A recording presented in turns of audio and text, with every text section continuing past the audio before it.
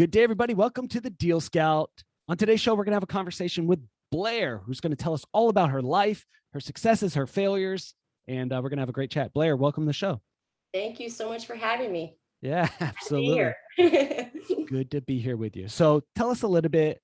You and I are hanging out, and we're at a coffee shop or something like that. We're meeting a few people, and someone comes up and they go, "Hey, Blair, who are you? What do you do?" That's the question that everybody asks, that you're kind of like, okay, here we go.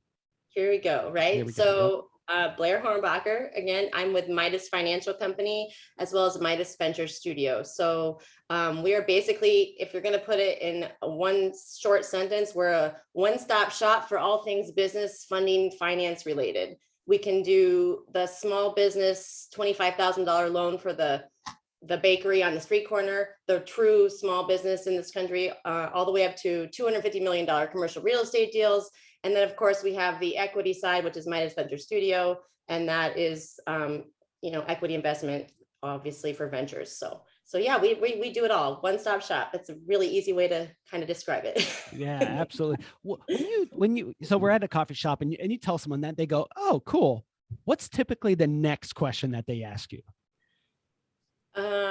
Geez, what's the next question?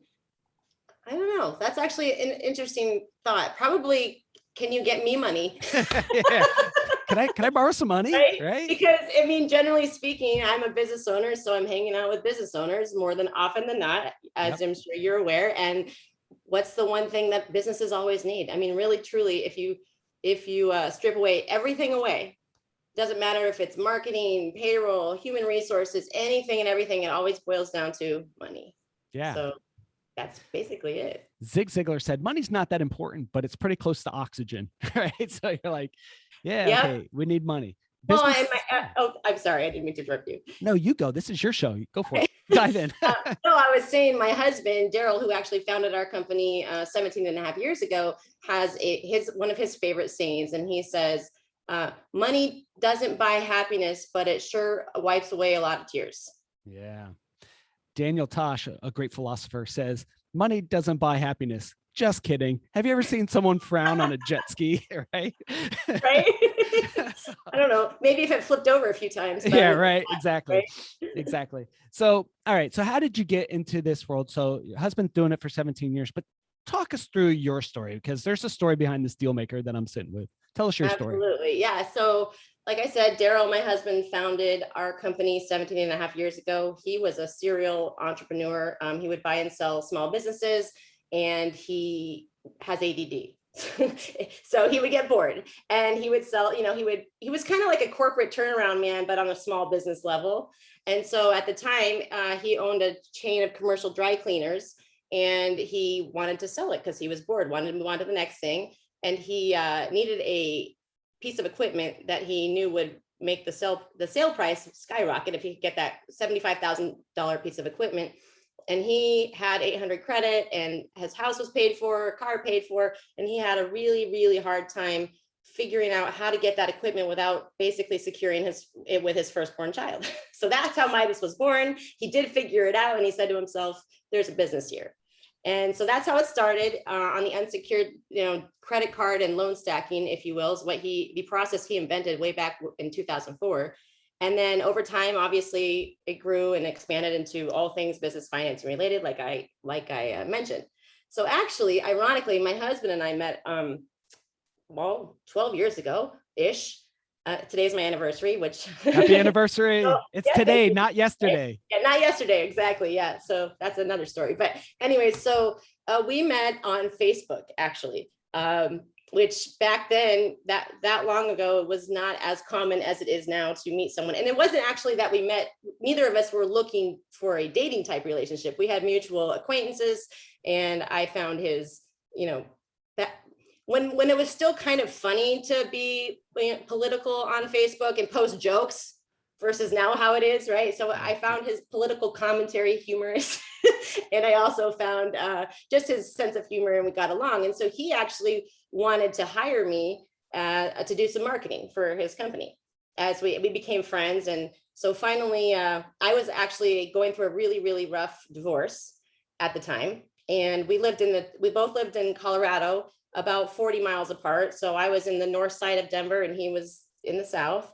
And so, I had a 2-year-old daughter, single mom, trying to make ends meet, going through a horrible divorce, not any fun. Ex-husband walked out on me, shut off all my access to my banking accounts, no money. I the most humbling experience of my life was when I drove up to a food bank in my brand new paid for car. I'm going to try to say this without crying, because it really is actually really one of the most crazy, humbling experiences of my life. But, and I said to myself, how did I get here? And what am I going to do to get out of it? Yeah. I got to that point in my life where I had 2 choices. I could run to my daddy and ask him to bail me out, which he probably would have done because he loves me. Or I said, I can, pull up my big girl pants and I'm going to figure this out. And that truly right there, that moment was a very defining moment for me in my life, because that was when I said to myself, I'm going to learn this. I'm going to learn credit. I'm going to learn finance.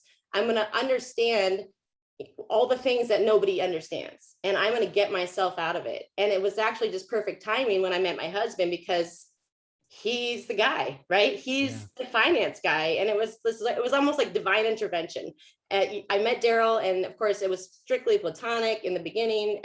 But he helped me. He helped me fix my credit. And, because I ended up filing bankruptcy. My house almost got foreclosed on because I was a stay-at-home mom. I had no money. I had no job. And so that was the beginning for me. And that was really a turning point in my life. And then of course I met my husband. All right. So pause. Yeah. Pause. Anytime someone says, oh, if I say this, I'm going to cry. Yeah. I dig a little. All right. Okay. Not that I want people to cry, but there's a story there and there's a learning lesson. And, after doing this for 700 times, I just know that like there's something out there, and there's someone in the audience. There's one person in the audience, and they're going through the time that you were going through. So we got to speak to them. All right. So paid for, brand new car, cool car, driving up, and you're pulling up to a food bank. What's going through your mind and your heart? Well, exactly what I said. I mean, it was, I just was dumbfounded. I don't even know what I don't even know what the right word is, but dumbfounded that how could I get here? And when I say how could I get here, I grew up in a very wealthy, successful family in Arizona. Had all the opportunities, graduated college, everything was paid for, got my first job in Boston. I mean, I was doing all these wonderful things, and I was very, I knew I had the ability, right? I knew I had the ability to do something with myself, to be something. And I was just questioning myself, like, how did I get here? Right? Because now I will tell you this, I chose to be a stay-at-home mom, because for me, that's the most important job I'll ever have. It bar none. I don't care about how many businesses I have or how many, people are working for me or with me. In my heart, I'm more passionate than anything about being a mom. So that was a choice I made. But at the same time, I was questioning it, right? Yeah. Like, how did I get here emotionally? How did I get here? I mean, I was not in a good spot, actually. And, mentally, I wasn't in a good spot. I was really, it was just a bad situation. And so that's where I was at. And I said to myself, I'm not going to do this anymore. Go ahead. How did you, so what was going on with your identity, and what are some of the things that you did to, like, how were you responding to like what was going on in your identity? Grew up in a wealthy area, grew up with wealthy family, had a really nice paid for car, right? So what was going on in the identity space for you? Well, I didn't know who I was. I didn't know what my identity was, right? Because then I was questioning, am I that girl, right? Am I the girl that had her silver spoon in her mouth, if you will? I mean, am I that girl? And is that the only reason? Is that all I have? Even though I knew that deep down in my heart, that's not true. It never was. But when you get to a point when you're really in a dark spot, then all those things kind of surface, and then you start questioning that, right? And then I'm in recovery from when I was in my late teens. I had a severe eating disorder, and that was another turning point in my life where I actually early 20s when I went to my father and I said, please, Dad, I need you to pay for me to go to an inpatient treatment center or I'm going to die. I mean, I literally, that was another turning point in my life. But the point is that was the beginning for me of healing and getting to, you know, where, you know, that's another part of my journey, part of my story. But the point being is that at this point in my life, I was doing well, but I was actually severely overweight. So I went from like being, you know, having a severe eating disorder and being very, very thin, and then getting healthy. And then my metabolism and my, you know, having health issues, having a baby and severely overweight. But what I realized later on is, because I tried everything, I couldn't lose the weight. And I was trying and trying. And the minute I was hiding, it was like an emotional, almost like I thought I wanted to lose the weight and for myself and you know, it wasn't about being skinny. It was more about being healthy, right? At this point in my life. But what I realized later on after going through it is that the minute I got out of that situation, my divorce was final, things started turning around. I started feeling more confidence in myself. And guess what? The weight just came off. Isn't that funny? It's almost like I was hiding behind the weight, but I didn't really, but subconsciously, but I didn't really know that that's what I was doing in the moment. You have such a cool story, and I want to like applaud you for your bravery, your courage to share that with us. Because, you know, on LinkedIn and social media, Instagram, all you get to see is the way you know, look at all the cool stuff we're doing. And, you know, like I talked to a lot of deal makers, and these are questions that every single one of us, every single deal maker who's worth a damn has gone through a shit ton of stuff in their life. Lost marriages, lost relationships, bankruptcy. I've been bankrupt. This was embarrassing for me. The one of the darkest spots. I cashed out a government pension to build a fitness technology company. It completely flopped. I have a college degree. I have more education than some doctors. Anything I touched in the past was, you know, did pretty good. I built a lot of stuff in real estate and construction. Anyways, I had to get on, you know, the food stamps, and I was going through the grocery store, and an 18-year-old was collecting the card, and I could feel a judgment from a 17 or 18-year-old. And then I had to go apply for the grocery store, and I didn't get the job. I felt like shit, right? Yeah. And so I love asking these questions, because behind every deal maker, we typically go through a pain thing and we go, I will never, ever, ever, ever go through this, and I'm going to help other people go through this, right? Exactly. Cool. So that was a turning point. You had some few turning points in your life that were just phenomenal. The time where you reached out to your dad, asked for help, and got help. And then, you know, going through this process, coming out on the other side, you said, I'm going to learn some stuff. Some guy came by and he's like, oh yeah, we need some marketing help. Do you think he really needed marketing help? Or he's like, that lady's cute, I'm going to try to get to know her a little bit. Right? I'm sure it was probably two pronged, right? Right. All right. So what did so you start working for this guy, and you're like, holy moly, this stuff's interesting. So you're doing marketing for him. Yeah. But you also have access to the knowledge. What started Exactly. happening there?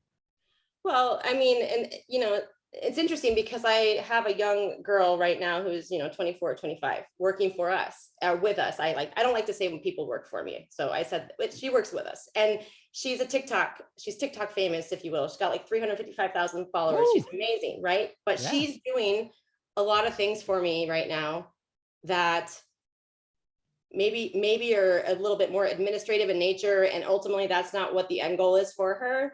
But in doing that, she's learning so much. She's learning something she never like had any idea about, and she's learning finance. She's doing all these things, but through doing, she's learning. And that's exactly, and I only say that because that's exactly what I went through when I was working in the beginning with my husband, right? And so, like I said, it was truly divine, because my credit was shot. Like, it was shot after bankruptcy. I mean, you said you filed bankruptcy yourself. You've been there. I know I was on food stamps, you know, and that was the other thing. I called my dad and I said, Dad, you know, because my dad literally, he could stroke a check, right? He could have helped me all these things. And I said, no, I'm going to do this on my own.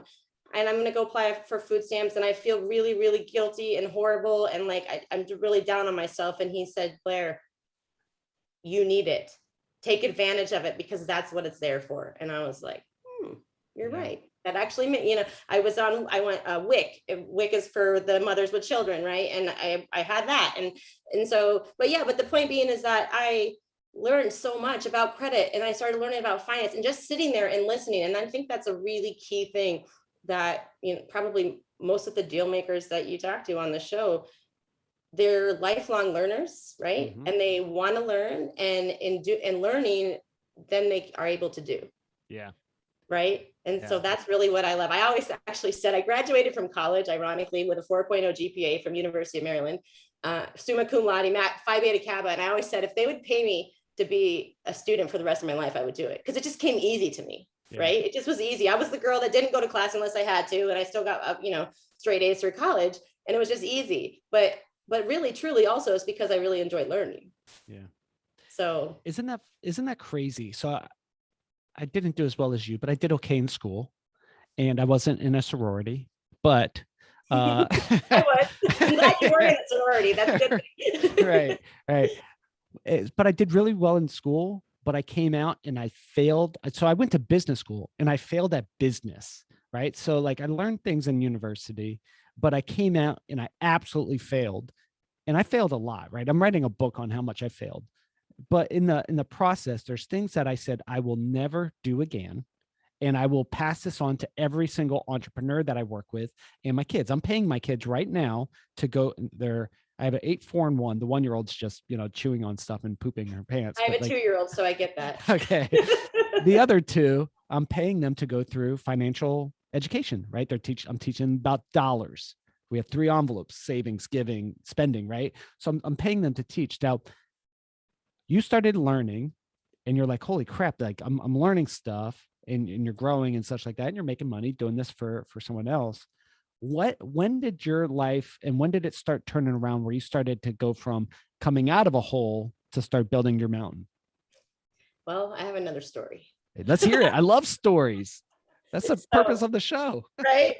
If I'm truly being honest, the turning point for me was February 8th of actually this year. Ooh, believe it or not. So again, I met my husband, I started learning, I started participating, doing the marketing stuff, but I was always more on the back end. My husband and I have quite a large age difference, to the point where when we first started dating, his oldest son was living with him, who happens to be only 1.5 years younger than me. So that was a little bit awkward. And again, it was one of those things where that wasn't planned. Like we're literally 20 years apart. And I never thought in my wildest dreams that I would marry a man that was 20 years older than me, but it just kind of happened. Right. And we have the most wonderful, amazing relationship. But the point being is, so when we got together, Darrell had 3 grown children, and I had my little Morgan, who was about 2. And I said to him, I said, listen, I want more kids. And if it's not going to work, if you don't want more kids, that's okay. We need to move on and let's go our separate ways. We can still do business or whatnot. And he said to me, and it's funny when you talk to him now, looking back, he said, yeah, we'll have more kids. And he said it to make me happy. And he'll tell you that now, like to just keep keep moving forward. Right. And then he'll say now that he actually wanted children for the 10 years that it took us to get our 2-year-old. He wanted it more than me, which I don't ever think is possible, but it's just funny how he said it to make me happy in the beginning. Okay. Yeah. And then he's literally raised my daughter, Morgan, since she was 2. I mean, he's really her dad, right? Yeah. She loves Darrell to death. So we struggled with 10 years of secondary infertility. Yeah. A lot of money, a lot of miscarriages, a lot of a horribly gone wrong failed adoption, to the point that it made national news. That's because, when my husband and I do something, it's probably another characteristic of a lot of your deal makers. We don't do anything halfway. It's go big or go home. Right. So let's not just, because we'd had some miscarriages, and then a door opened. We were homeschooling our daughter, Morgan, and a door opened, and in the homeschool community, there's a lot of families that get into the foster care system. Yeah. And so there were 4 brothers that came from one of the worst cases of trauma and abuse that the state of Colorado had ever seen. The story made national news. And so my husband and I were like, yeah, let's just take them all. Sure. Yeah, we'll do it. That's what we did. Yeah. I loved them. I loved them with all my heart. I want to, this show is not about that, but let's just put it this way. There was a lot of trauma on their end and on mine, on ours, PTSD. I mean, I was beat up. I had bruises all over my body. They had what's called reactive attachment disorder, a couple of them, where their brains are truly miswired. I mean, the level of trauma and abuse these children experienced, they were feral children, they called them. They had never left their house when they came into care. They couldn't walk. They weren't potty trained. They ate cat food. They were, I mean, it was horrible. Extreme neglect. And so by the time they came into our life, they'd been in the system for a year. So they had made a lot of strides, but it was still extremely difficult. And so, yeah, it ended up that we had to take our hearts out of it and use our minds and really break it down. And we just said, there was no way we could handle it. I mean, so Morgan, my daughter, was 8 at the time. Then I had 4 boys, 7, 6, 5, and 3. Wow. So that in and of itself is a lot, right? Yeah. And then you add the trauma and all of the things that come along with that. And it was, we had therapists in our house 25 hours a week. I mean, and it was, so the point, this is not about that, but the point is that I went through a lot there, right? And so, but this whole entire time, my husband, he always knew, he could see it. He knows my pedigree, so to speak. He knows what he sees it. He probably saw it a lot sooner than I ever did for myself. But I was dealing with so much of this stuff personally and in our marriage and in our family life. I was still helping with the company and I was always involved. I've always been, a partner in the company. But I was always on the back end. Yeah. And so finally, we got our miracle and we have our Harper, and she's 26 months. She turned 2 in August, or 27, whatever we are now. So, and she's like my rainbow baby, like thousands of shots and thousands of dollars and multiple, and so she's 2. And I finally I don't know what it was. I said, I'm ready. Yeah. I said, I'm ready. And he's like, what? For what? Okay, I'm ready to come to work. So February 8th, and I'll never forget the date because we always have a big Super Bowl party every year. And it was the day after the Super Bowl. And I started her in preschool a couple days a week. And I just started out a little bit part-time. And pretty soon I'm the funding queen and I'm taking over the world. You are incredible. I love this story and I love the realness of it, right? It's so refreshing. Thank you. Yeah. We're coaching an investor, and he's like, oh, am I allowed to talk about some of this stuff? Like, what if people, whatever, what will people think, or the investors? And I go, good. I remember I called one of my friends. They've got a lot of money, probably close to $1 billion or something like that. And I just called and I said, man, I'm going bankrupt. I have to move back in with mom and dad. I just saw another vehicle get towed off in the back of a tow truck. I feel absolutely worthless. I feel like a complete failure. And she told me, she goes, welcome to the club. She goes, cool. Notch on your belt. Let's move forward. Yeah, right? What are you going to build? She's exactly, because you got to fail forward, right? Yeah. It's failing forward. Like you said, all the times that you failed, but that's the only reason you have to fail or you're never going to succeed. Yeah, absolutely. And I might have just lost the AT. Can you hear me okay on the mic? I can hear you fine. Okay, cool. I just, for some reason, it just came out of my headphone. You knew there was going to be an issue. I told you. That was one of the things after doing this a couple hundred times, something's going to go off. Right? It just happened to happen now. So you become the funding queen. Well, that was actually a funny story. Yeah. Tell us about the funding queen. So my husband, like I said, he's done a wonderful job with this company for 18 years, but he's also he's old school. And, his version of a CRM is a yellow legal pad. Really, yeah, right? I get it. So to give you an idea, just to give you a little bit more backstory. So when he founded Midas in 2004, by the time the crash of 2008 happened, there were 7 Midas offices around the country and about just around 100, contract employees, right, working for the company.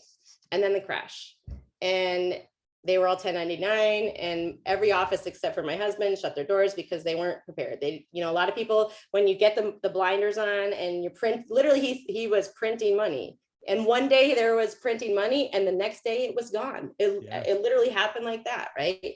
And so I just lost, what was the question? Because I just lost my train of thought. The funding queen, the rise from the ashes. Right. Yeah. So see, I was like, what was I talking about here? Okay. So anyway, so when I came on February 8th and I said, I'm going to do this, I said, here's what's happening though. If I'm going to do this, now I'm in charge and I'm going to take this company back to where it should have been a long time ago. Now, don't get me wrong. We wanted to stay small on purpose for a long time. We just didn't want what he had prior to the crash, right? We didn't want that. And we stayed small. We did very, very well. But I mean, we've always been tiny. And I said, no, not that we necessarily need to grow into having 100 people working for us per se, but more we need to grow into taking advantage of all the technology and and actually have a real marketing strategy for once again, and all these things. And so he said, okay, he agreed to that. Like, very cool. It's like pulling teeth sometimes, but he did agree. My point being is that, so of course I have a lot on my plate with a teenager and a 2-year-old and the businesses. And so I'm on LinkedIn. My husband has been using LinkedIn for as long as I can remember. I mean, he's got like 25,000 connections, and I would say probably 40% of our deal flow comes from LinkedIn, so in some form or another. Totally. And referrals. We've never done advertising or marketing really, except for via that method of social media. So anyways, I was on LinkedIn and I'd been hearing things here and there about Clubhouse, the Clubhouse app. And I was like, oh, geez, just one more thing. Just like, another social media That's thing, another right? one. Like, I can't do it. I can barely do Instagram, right? Because as I started this and I was like, oh, now I have to actually like build a personal brand. And because Instagram and Facebook's always been for my family and friends, everybody that follows me, I know them type thing, right? Yep. And so I said, oh, so someone on LinkedIn actually posted a thing about, hey, I have a Clubhouse invitation, because I think at the time you had to have an invite. I don't think you do anymore. Maybe, I'm not sure, but this was like back in March. And so I said, okay, fine, I'll test it out just to see what it was all about. Well, what do? Because on Clubhouse, if you're familiar with it, there's a room. You can talk about anything you ever thought of in your whole life, right? Whether it's, credit, whether it's finance, whether it's infertility, whether it's health and wellness, whatever it is, there's rooms, people talking about it. And what's so awesome about it is it's live, it's conversation happening real time live. So of course, what do? I start hopping in the personal credit rooms and the financing rooms. And very, very quickly, I said to myself, and my husband's listening, I said, there's people on here that are spewing a whole bunch of garbage and misinformation, and this is not okay. I'm going to have to get on here and do something about that. So I did. And it got crazy. And I haven't even been, I'm so busy now. I really have not like consistently been on Clubhouse since May. And I've got like 3,000 people following me or something like that on there. That's awesome.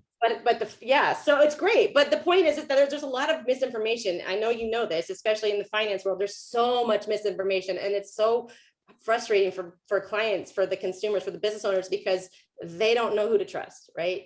So I got on Clubhouse, and how the funding queen came along is, so I connected with a girl who referred to herself as the credit goddess.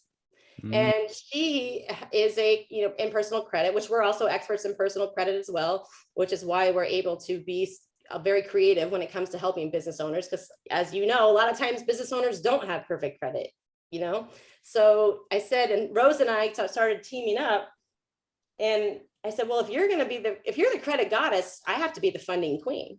And literally that's how it came about. I love it.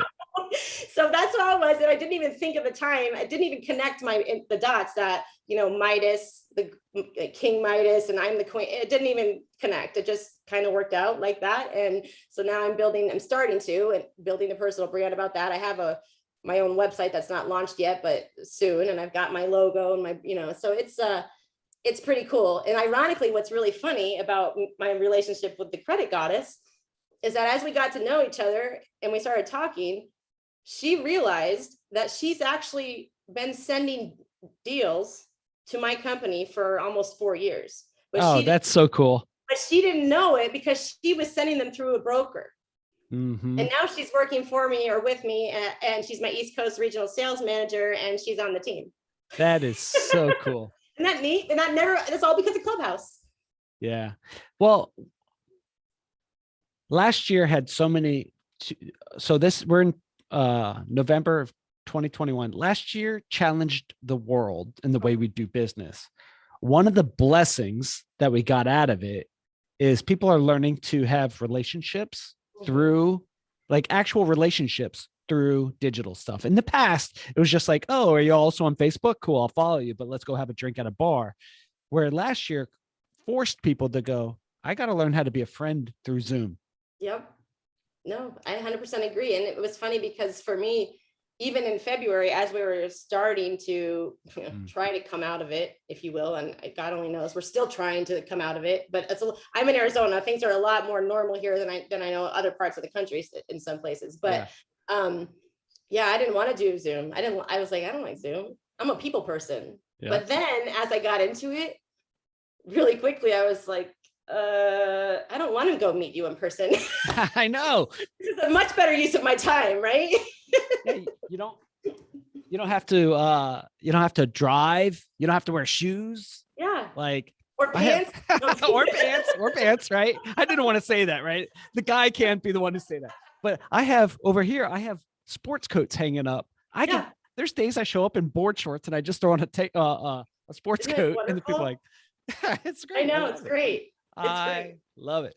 So the funding queen, I love this. Where are we going to go? What's the future look like for the funding queen? I mean, I always tell it's world domination. World domination. Let's get them. In the finance world, at least. In the finance world, domination. That's the goal. So we're really we're doing a lot of things in the fintech type development, software development right now that we're we got some amazing things that we're putting together that are going to be really, really exciting. I wish I could tell you what they are, but I can't at this point. Me too. Big fat secret. I'll let you know when everything launches. Okay. But yeah, so a lot of this is very much in the personal credit space and the credit building space, and which is key. So we're putting something together that nobody's ever done before. And actually, we got our process, we got it trademarked and everything, and so that's really exciting.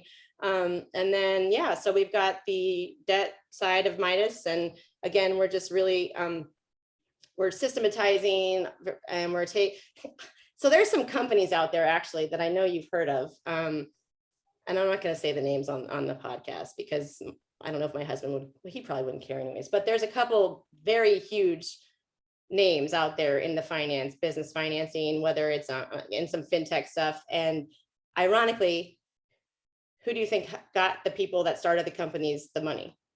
My husband. Yeah. So, and he's thinking to himself, man, if I was, and don't get me wrong, Darrell always did wonderful, right? But he's like, if I was actually paying attention to business back then they wouldn't be where they're at now because I would have done it. But that's okay, because better late than never, because now we're coming up and we're going to take over the world. So they're going to be irrelevant by the time I'm done.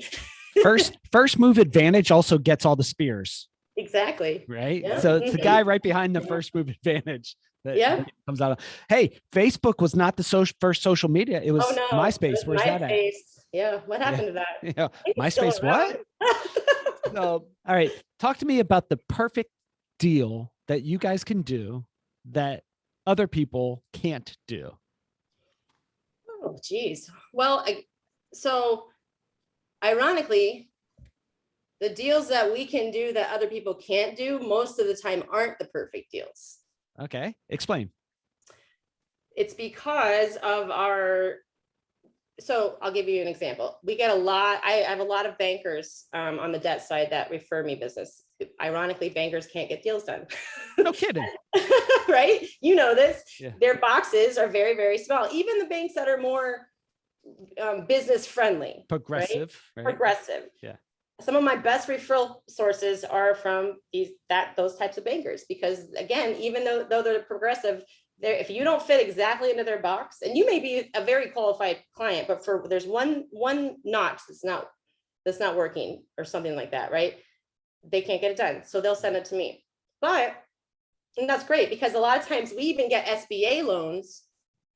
I get bankers that will send me SBA deals that they already tried to run through their bank, that they can't get funded through their bank, and then I can go turn around and get it done, because of my relationships, with lenders, and because of my ability to be creative, because I understand how to, I don't know if manipulate's the right word, but really it is. I know how to play the credit game, because, and that's another thing. What I was going to say to you is, and I didn't say it earlier, but props to you for teaching your children about finances, because what I was going to say was, ironically, growing up in a very wealthy, successful household, right here in Arizona, I knew nothing about credit when I got out of college. My dad, because he didn't, he was wealthy to the point where he's like, well, why would I just pay cash for my car? I don't, and again, well, okay, Dad, well, most people can't do that. I don't care about this credit thing, but that kind of thing. But yeah, okay, that's wonderful, but that's not really reality for most people. And I had good credit coming out of college, but I paid every bill late.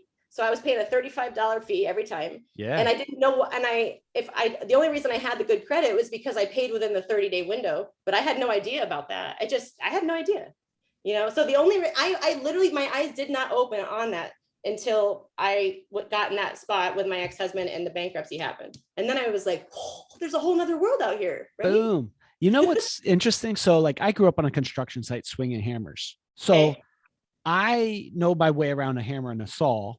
Yeah.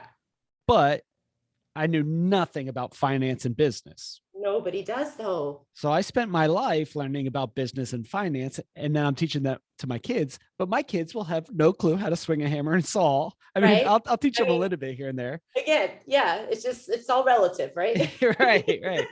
But they'll know how to, finance a business and work with you and your team on funding business. And, my daughter will come work with you and be your assistant one day, right? Yeah, well, and that's the thing, because my oldest, she's a freshman in high school this year, and she keeps saying she wants to be an attorney, and I'm like, I don't think you do want to be an attorney. I mean, that was originally my life, my path. I was going to go to law school. I went to University of Maryland. I was a poli-sci major. I did, and I had an internship in DC, and that was the goal. And then life happened, and that wasn't the goal. And I'm really happy about that. Now, that's not to say that being a lawyer or an attorney is bad, but I tell Morgan, I'm like, it's not as cool as it is as you see on TV, right? Yeah. There's a lot more to it. It's like reading and learning laws, and she doesn't like to read. So, and I'm like, she's literally grown up in like seeing the inner workings of our business. I mean, because she was homeschooled for the majority. She's in a Christian high school this year because I wanted her to have that high school experience. But for the majority of her schooling up until now, she's been homeschooled. And I don't think she'll go to law school. I think she'll probably end up in business. She doesn't know it yet, but she will. There you go. All right. So we're at the coffee place. We did the, hey, what do you do? And such like that. We got your story. And the person's just getting ready to leave. And you said, oh, before you go, let me give you a book. And you pull out a book, and it's a book to them. It could be a book about personal. It could be a business book. It could be any type of book. You're like, you should take a look at this book. What is the book? You want me to tell you? Yeah. It's actually on my desk right now. You Are a Badass. By Jen. Doubting. Yeah. Your greatness and start living an awesome life. See, right here. Yeah. Jen, Cisgrad. What's her last name? Sincero, I think is how you say it. Sincero. Yeah. Yeah. That's one of the ones. And the other one is, I can't remember. It's another one. It's How to Stop Giving a Shit or something. I can't remember. It's a really good book. It's hilarious. It's hilarious, but it's true. Yeah. Because what I find myself, because I'm a very, I'm an empath. All right. So I'm an empath, and I can find myself, I have to be very careful about getting emotionally involved in, I want to be emotionally involved with everybody, because that's just how how I am. That's how I was built. But a lot of times in business, I have to be very clear about my boundaries. And I have to also remember that I'm a badass. And You're badass. I don't need to give it. I need to give a shit about. Sorry, I probably shouldn't be saying this. You can say it, it's okay. We're allowed 3 S words. 3 S words. Okay, I got 2. So, but yeah, like I need to. It's good to be caring, but you have to have boundaries on what you care about in business, right? Yeah, yeah. And for empaths, so the equivalent. So I think it's don't give a F. I think that. Right. Yeah. Yes. I read that book. It's like an orange cover. Yep. The art of not giving a fuck. Yes, that's it. And you just said it, the F word. See, I did not. No, I did. I was quoting a title of a book. Yes, you're right. That's what I was trying to do, but I got it wrong. Hey, for anybody who just got offended with it, listen, that word means fornication under the consent of a king. It was an old English word. If, like, you can learn about it, watch the movie Braveheart. That's that you have to have a license. Anyways, it's a historical term. Yes. So anyways, that's such a good book. That book and the art of the You Are a Badass by Jen.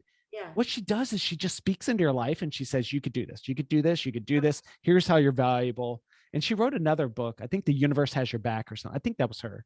I haven't read that one, but I'll let you know. She's a great author. Really great. Yeah, no, she's great. And that's the thing too, is I started to dive into my personal brand over the past 8 months, right? Yeah. And I'm still, for just a minute, I started to question myself. Like, why did it take me this long? Why did it take me, I'm 42, right? I just turned 42 in June. And so happy birthday.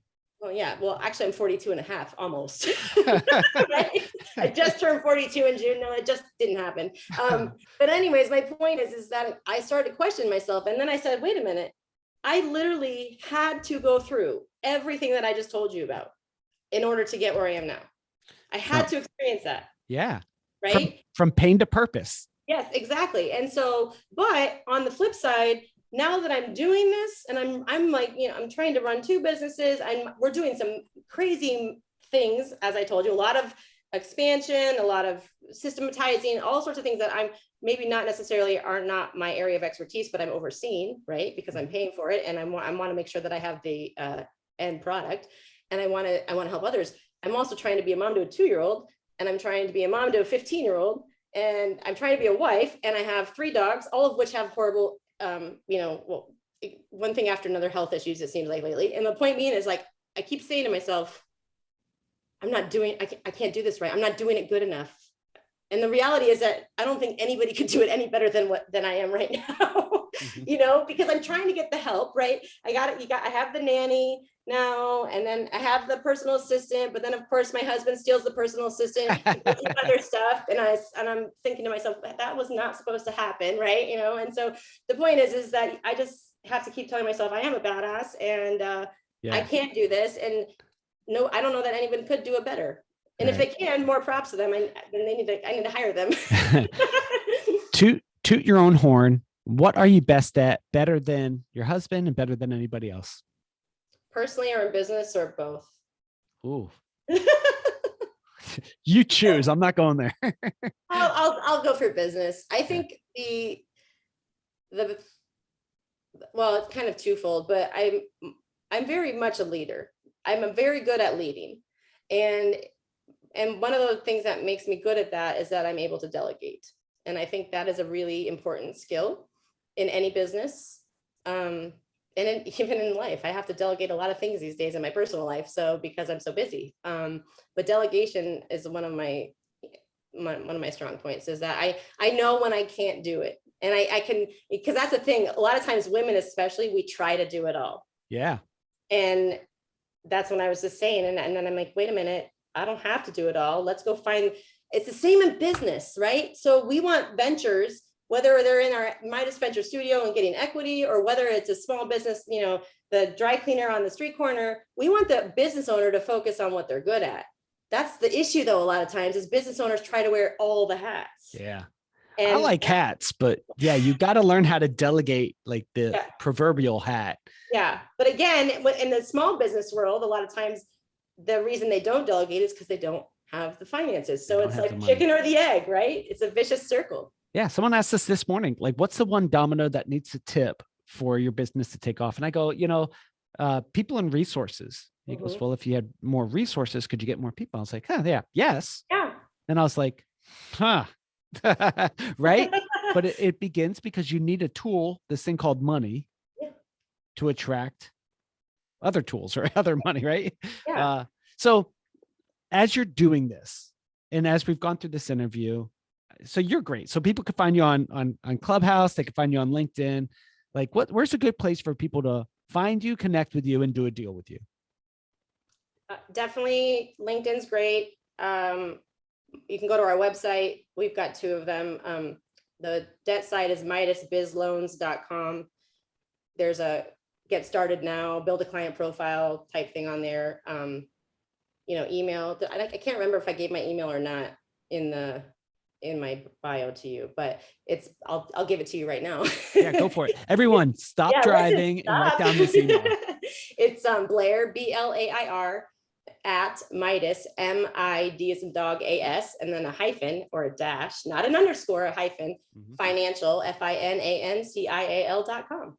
I'm surprised you did that because someone asked me to spell my website or something, and one time I misspelled it. And they're like, "You don't know your own." I go, "No, I cannot spell." Well, ironically, I sent you a message, and I did misspell my own email address, which is why I never got the confirmation, right? But the issue is a lot of people can't spell financial.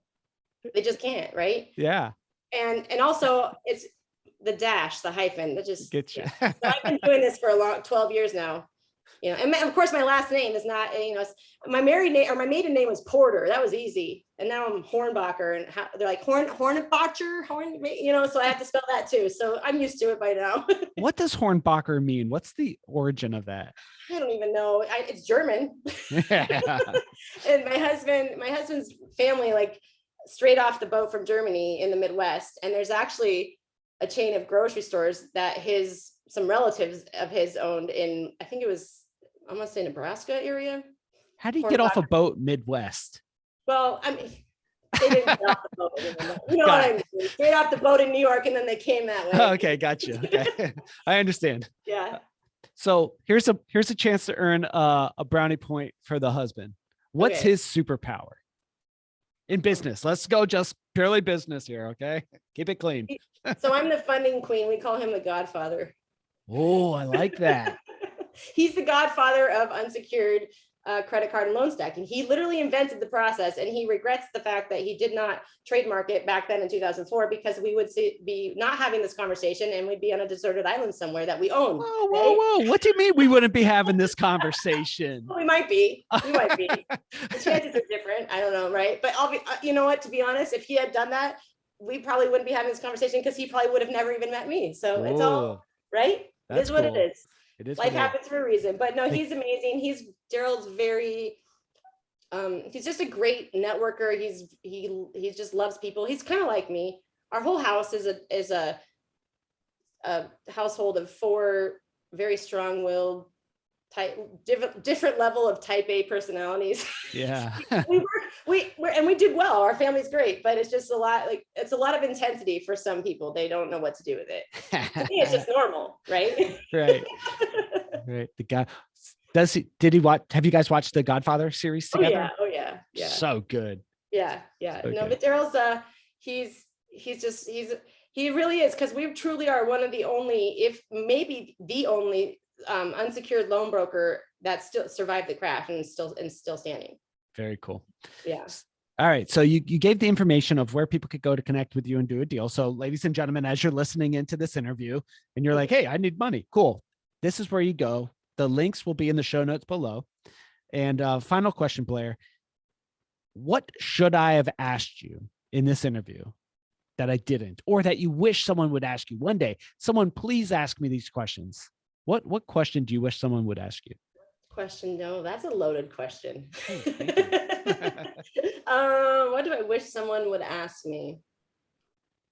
I wish that someone, and it's not necessarily you, but I wish, yeah, someone would ask me as far as business and finance and getting funding for your business, what do I need to do to prepare, right? Prior, because what happens is a lot of times when the business owner gets to me, we can't make payroll or I can't pay my rent. And as a business owner, the biggest thing that's so important, and I don't care if you're trying to get equity investment, I don't care if you're going to get debt, I don't care if it's $100,000 or $100 million. It's always about being continually preparing, right? Because you have, as a business owner, you have to know that you're at some point you're going to need money, and you need to make sure that you're prepared and you have everything in line prior to that when that time comes. And that's what most business owners don't ever do. Yeah. So it makes the process a lot more difficult. And then it makes the clients upset with me because I say to them, okay, well, now I need you to go get me this, this, this, and this, and this. And they're like, that's too much work. Do you have a checklist, or could you put together like a small little checklist that we could put in the show notes? So, yeah, we do actually, we have checklists. We generally break it down by type of loan product, because as you know, what you have to put for a commercial real estate loan is different for equipment leasing. But I will definitely, I can get you a checklist that's, you should, regardless of what type of financing that you need, you should have it ready and available. And one of the other things is people need to monitor their credit. And they need to monitor their credit, and they need to know where they're at, because that is, especially in debt, credit. If your credit stinks, I can get you out of it. I can help you, but it might take me a few months, right? And so if you don't have good credit, and even if everything else, even the lenders always want to know, what is your ability to pay back this loan, right? So I'll give you a classic example. Sometimes I'm just like shaking my head. So this gentleman, it's a commercial real estate type deal. It's twofold. It's a debt equity combination. It's a total about 35 million. He actually came from someone via Clubhouse. Point being, I go to his website, I'm checking him out, because again, we do our due diligence. We want to know, because experience is important too, right? A lot of these deals, especially the big ones. He looks like he's got the experience, like he's doing this. So it's a $35 million total, and he wants, and the debt portion is like 25 million.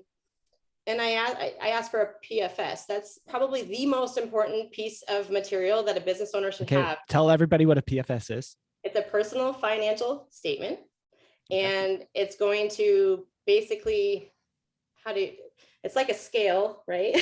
For your assets and your liabilities. So it's basically one piece of paper, or maybe a couple, depending on how many assets or liabilities that you have, that are going to show what is your net worth? What do you have, right? Because again, that's what the lenders want to see.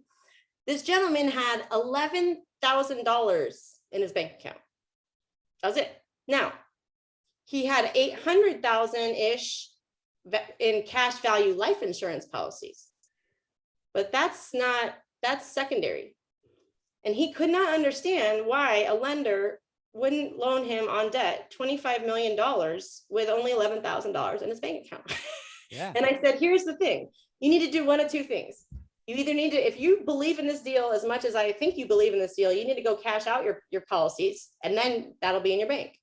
Or you need to bring in a capital partner, because you have to have nobody is going to give you money if they can't see. And that doesn't care. I flipped the script. I said, if you had $100,000 and you were going to loan it to me, what would you want to know? Can you pay back? Right. What do I get out of it? All of a sudden they're like, oh yeah, So yeah. It's just very simple, but that's probably the PFS is, the number one thing you can have, because you're going to need it no matter what type of financing you're going to get. Of course, then if you're doing a business, then it's like, your P&Ls and your pro formas and your all that kind of stuff. But tax returns, you got to file your taxes. Yeah. Who would have thought? Right. What side of the column do kids sit? Asset or liability? Shoot, don't even start. Don't answer that question. Ladies and gentlemen. Yeah, right. Hey, everyone, Ladies and gentlemen, thanks for being a part of this show. Blair, wonderful guest. Thank you so much for your transparency, for your courage. What a powerful story. We are cheering you on as you become the business funding queen and as you just help dominate the world Yes. through Thank you through the so business. much. Yeah, this is great. Ladies and gentlemen, listening in, head on over to the show notes and you can connect directly with our guests, reach out to them, say thanks for being on the show, and find a way to do a deal with them. Now, if you're working on a deal, looking for a deal, and you want to talk about it here on the show, head on over to thedealscout.com, fill out a quick form, and maybe you get be on the next show. Till then, talk to you all on the next episode. See you, everybody.